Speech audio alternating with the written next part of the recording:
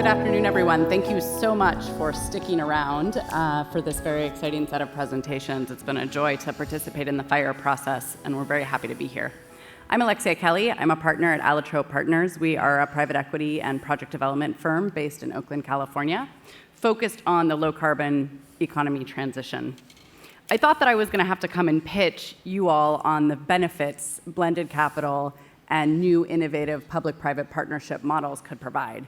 But actually, the conversation I've been hearing over the last 2 days has really been exactly about this, how we make the green more affordable during this time of transition. So we'd like to share a little bit of our story with you, and what I suspect is the story of many of you in this audience as well. The International Renewable Energy Agency estimates that we can still limit global temperature increase to 2 degrees above pre-industrial levels. But in order to do this, we need to double the amount of renewable energy and energy efficiency deployed between now and 2030. In order to make this a reality, we need to mobilize $770 billion per year, every year, into these markets. What this means practically on the ground is that we have millions of entrepreneurs all over the world building out the projects that will form the backbone of the global energy decarbonization effort. As you know, developing countries don't have the kind of finance ecosystem and deep government coffers that we enjoy in the developed world and that have helped fuel the ascendancy of renewables in the markets that many of us work in. The capital is there, but it's not flowing yet into emerging markets for one fairly simple but incredibly complex reason: risk, both real and perceived. I want to tell you about a project developer that we work with in the Philippines named Marlon. Marlon secured about 300 megawatts of renewable energy service contracts from the government.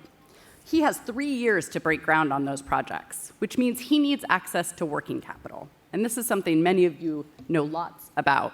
I'm going to go back, please. Thank you. Sorry, we're having some technical difficulties.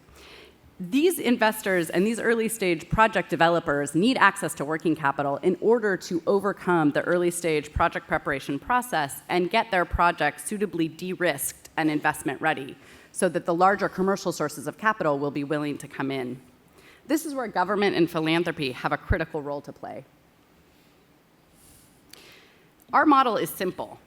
We'd like to develop a revolving loan facility that makes low-cost working capital through debt available to entrepreneurs all over the world who are building out this low-carbon ecosystem.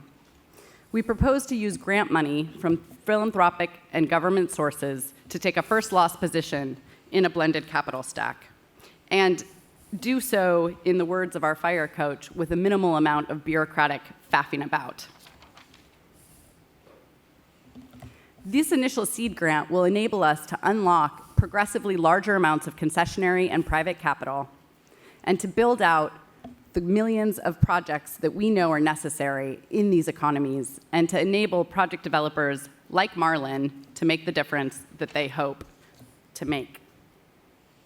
So please join us in seed funding the clean energy revolution and replicating and building out the millions of Marlins we know are necessary in order to truly decarbonize the global power sector and to accomplish our objectives related to climate change mitigation. Thank you.